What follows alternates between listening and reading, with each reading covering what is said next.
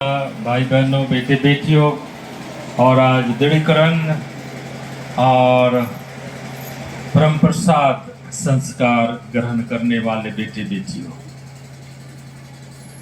आज पेंतेकोस्त का दिन पवित्र आत्मा के शिष्यों पर, चेलों पर उतर आने का दिन है। और आज हम सबों के लिए भी पवित्र आत्मा को पुनः ग्रहण करने का दिन है। और इसलिए थोड़ी देर चलिए हम लोग प्रार्थना करते हैं। आप बंद कीजिए।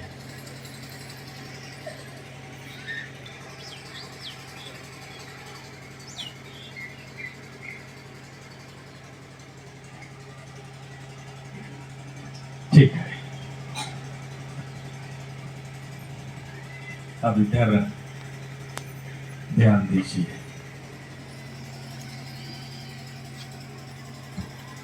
आज के पाठों में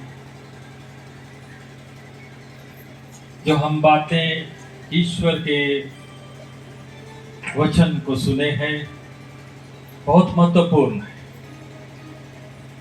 पहले पाठ में हमको बताया गया कि किस तरह यीशु के चेले लोग डर भय से, किस चीज का डर भय?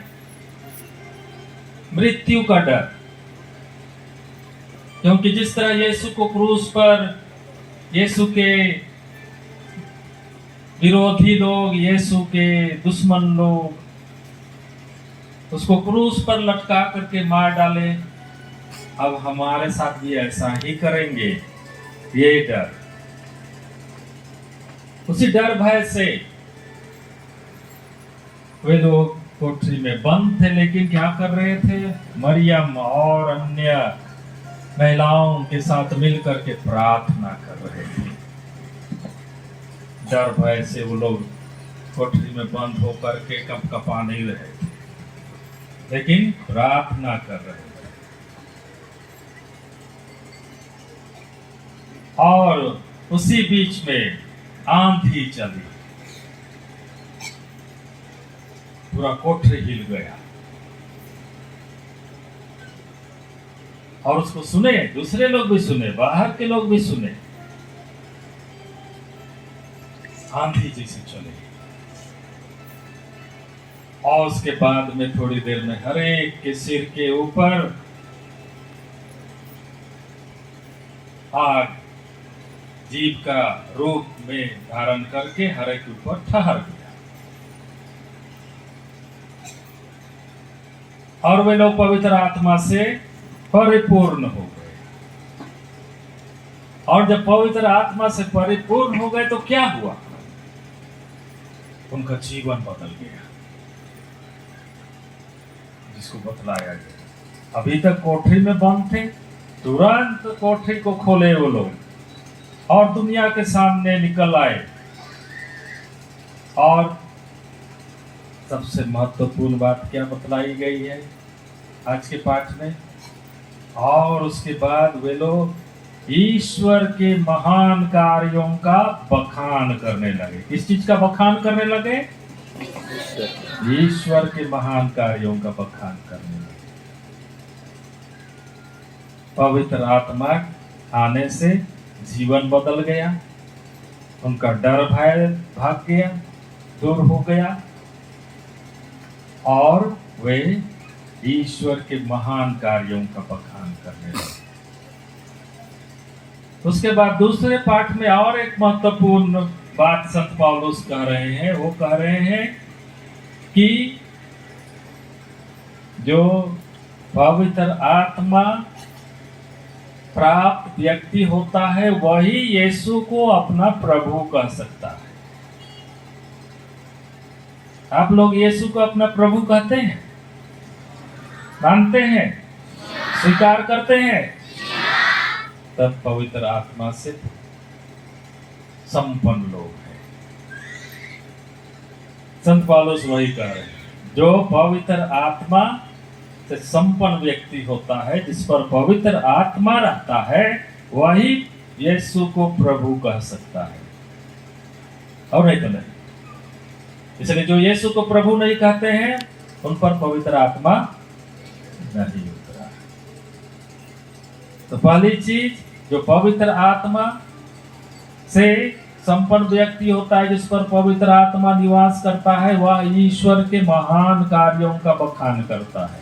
हम हर एक पर ईश्वर अलग अलग प्रकार से, अलग अलग रूप से अपने महान कार्यों को प्रकट किया है। इसको आप थोड़ा सा चिंतन करेंगे तो आप पाएंगे, अरे देखिए तो ईश्वर हमको क्या क्या वरदान दिए हैं पवित्र आत्मा के द्वारा। लेकिन हम लोग क्या बात करते हैं, साधारणतः हम लोग क्या सब बात करते हैं? आप लोग क्या बात करते हैं?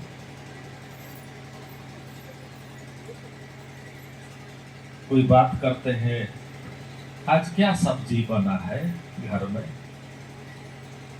क्या आज बाजार जा रहे हो कि नहीं जा रहे हो? चाहे वो तो ऐसा है, वो ऐसा है, आलोचना करते हैं, दूसरों के बारे में टीका टिप्पणी करते हैं। चाहे तो यही बाजार, क्या खाए क्या पिए, यही सब बात करते हैं।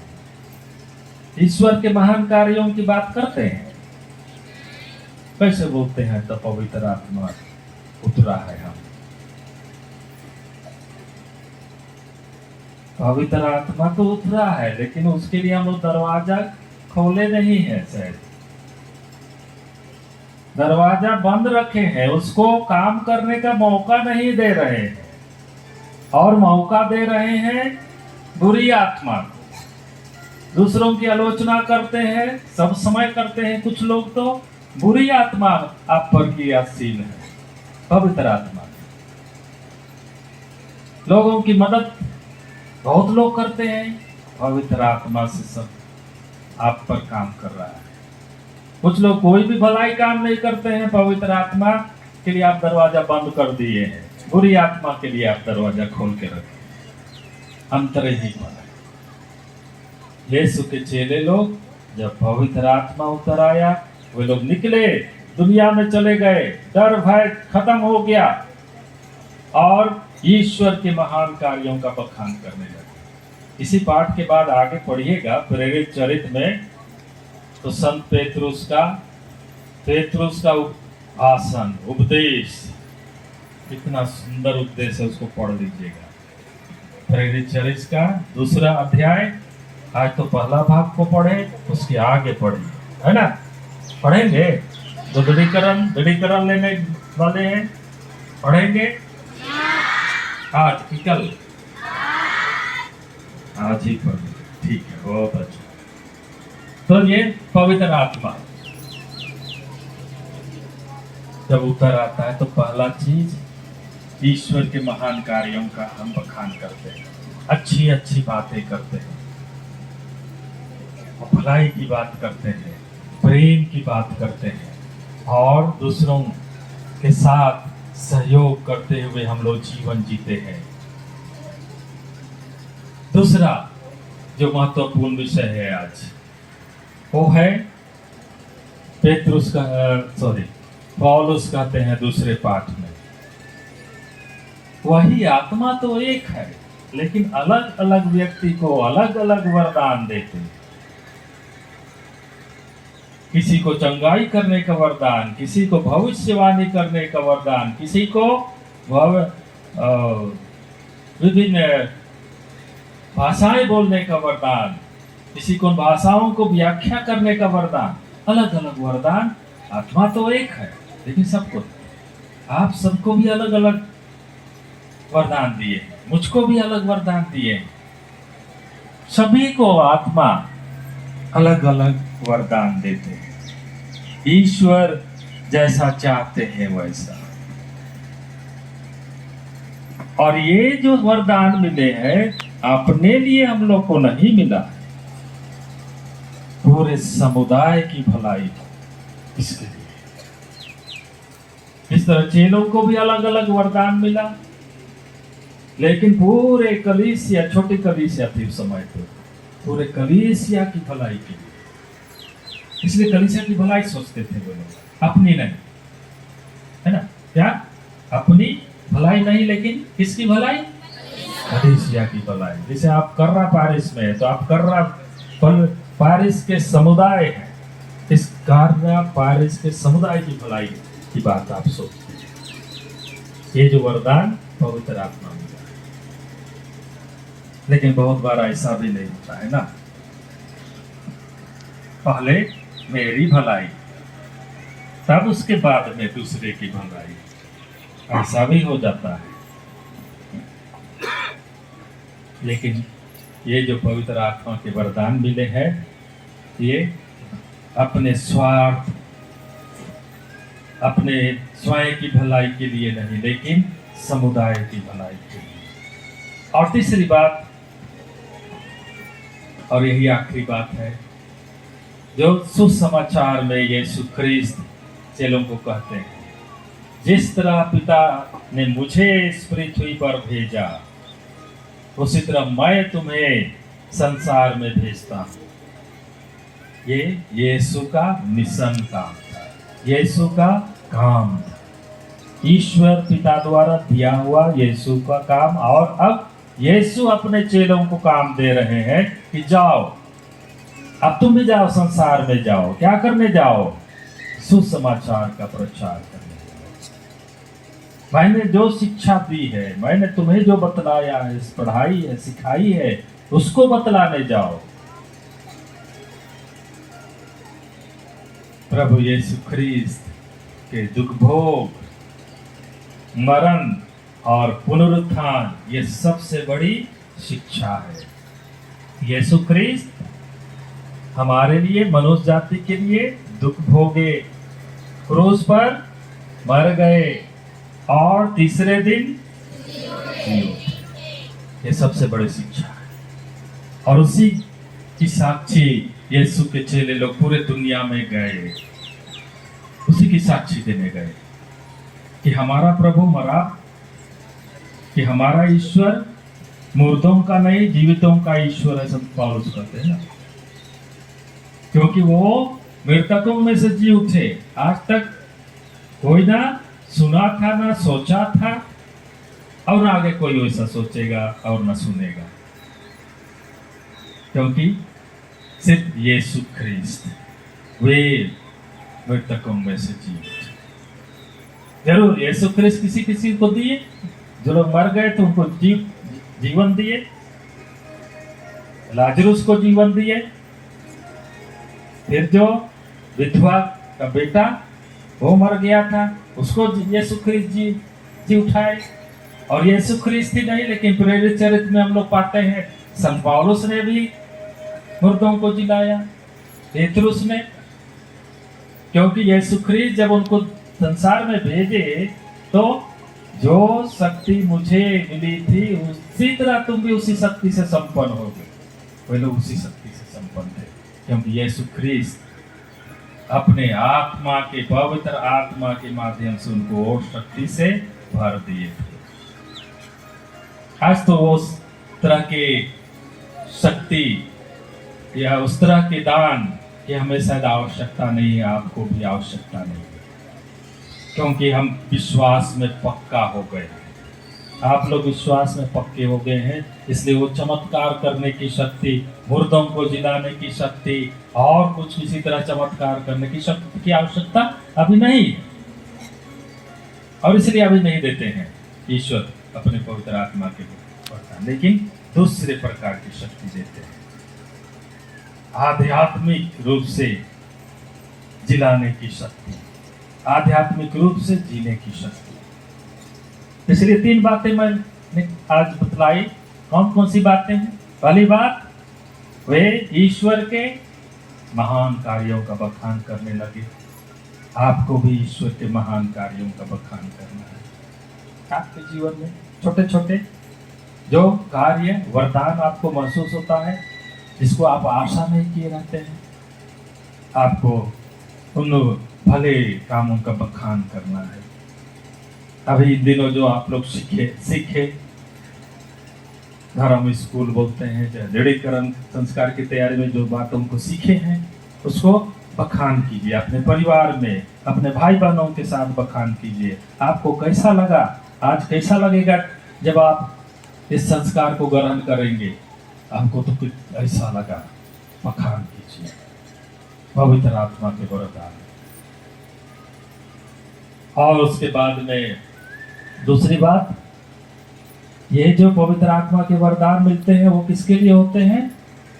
समुदाय की भलाई के लिए, मेरे लिए नहीं, अपने स्वार्थ के लिए नहीं, लेकिन समुदाय की भलाई के लिए। और तीसरा, ये जो वरदान मिलते हैं वो यीशु के काम को आगे बढ़ाने के लिए, यीशु के काम को आगे बढ़ाना। हर एक बपतिस्मा प्राप्त व्यक्ति का ये कर्तव्य है, जिसको आपको बतलाया गया होगा बपतिस्मा के दिन भी, कि हर एक बपतिस्मा प्राप्त व्यक्ति का काम होता है यीशु के सुसमाचार का प्रचार करना, अर्थात ईश्वर के, यीशु के पवित्र आत्मा के महान कार्यों का बखान करना।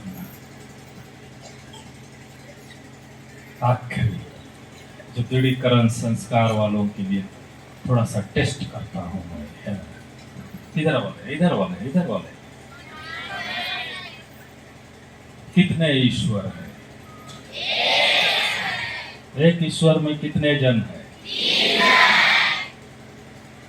कौन कौन से पवित्र आत्मा के साथ वरदान है? पहला प्रज्ञा, दूसरा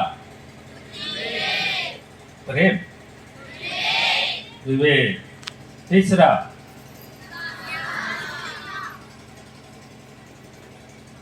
गड़बड़ा रहे है ना, ज्ञान बोले कि क्या बोले? चौथा, पांचवा, छठवा, सतवा। चलो चलिए, कुछ भी बात बोल करके पार हो गए, लेकिन ठीक ही है, अभी तक पवित्र आत्मा नहीं उतरा है, इसलिए है ना, उतर जाएगा तो सब ठीक हो जाएगा, है ना। तो पवित्र आत्मा के साथ विशेष वरदान जो हर एक दृढ़ीकरण संस्कार ग्रहण करने वाला व्यक्ति को मिलता है, वो आज आपको मिलेगा।